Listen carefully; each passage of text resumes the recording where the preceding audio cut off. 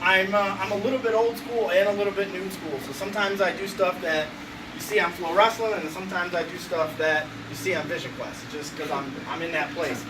So my buddy Nathan is back there. We grew up together. We wrestled together in high school. We were on the junior national team together. We wrestled a little bit in college together. And so when we were growing up, everything counter offense was cross-face ankle. My coach knew 5 moves, and one of them was cross-face ankle. And in fact, he didn't believe in sprawling, to be honest with you. He believed that you should be so strong, you should just meet him at the point of contact, and that should be good enough. Well, I was 84 pounds, so that was out for me.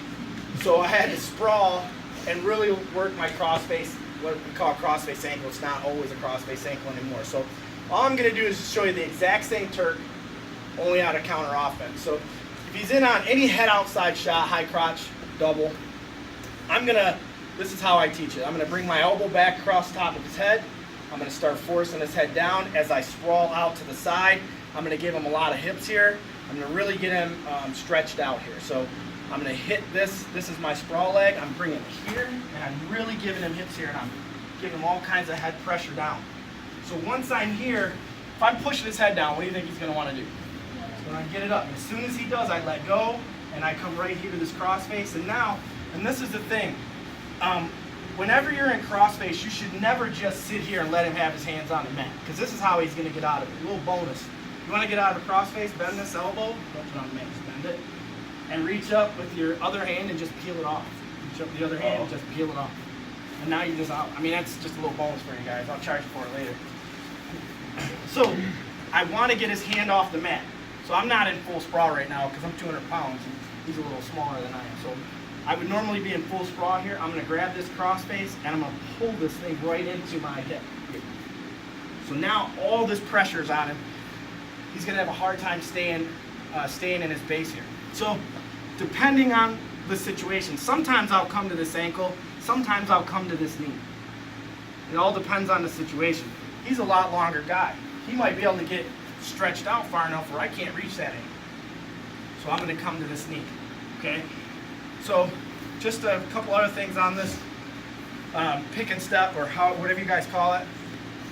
When I come to this, if I'm not on ankle, if I come here, I'm coming right above the knee, and I'm coming over the top of the fish hook, and I'm going to pull this into me as I do it. Okay? So I've got my crossface, I've got it pulled in, I'm coming here, and then what I'm going to do is now listen, I'm not bringing my hips up, I'm not doing this. I know this isn't a counter offense, but I'm keeping my hips into him. I'm going to walk my hip to his hip as I turn this knee out here. Now I'm into my same Turk. I'm going to scoop at the heel, and now I release my crossface. Now a couple things I want to point out, guys. I've seen a couple guys already starting to turn way out here like this. It gets real hard to pin guys like this. He's going to start bodying down here. Okay? We want to stay almost parallel. Okay? Is that right? Or perpendicular? I don't know math well, but I know how to pin them. All right. So I want to stay over the top. I want my chest right over top here. I want to slide this hand out, and I don't want to be on this elbow. This elbow's okay. This elbow's not. I don't want to take pressure off of me here. I want to be able to post this and get my chest into him and drive forward here. And so farther I can get, like Coach said, that's a good way to explain it. Turning the C into an O. Do you understand what he's saying? Here's the C, closing it, turning it into an O. That's the best way to say it. I want to start turning this way and this way. Okay, that cradle he showed, that's dope, that's good stuff. But you're not going to be able to do it from here. You guys understand?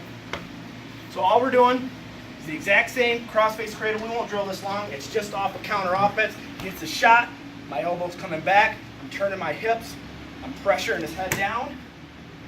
Once I start feeling that pressure on his head coming up, I release, come to my crossface. I've got a hand on his hip here. I'm pulling this crossface in. I'm getting my chest over his shoulder. I'm coming down and fish hooking this thigh, or you can do it with the ankle. I prefer you did it here. But pulling this in, walking my hip to his hip. I'm going to turn this in, walk, heel down, scoop, and then finish my turn. You guys understand? You guys understand? Yes, Coach. All right, here we go. 1.